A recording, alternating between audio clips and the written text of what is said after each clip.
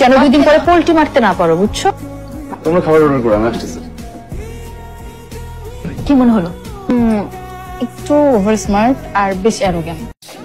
শোনো, তোমার জন্য একটা গুড নিউজ আর একটা ব্যাড নিউজ আছে। কোনটা শুনতে চাও? গুড নিউজ ব্যাড নিউজ একসঙ্গে? ব্যাডটা আগে শুনি। খাওয়া তোমাকে পছন্দ হয়নি, সরি। গুডটা হচ্ছে তোমাকে আমার মোটামুটি পছন্দ হয়েছে।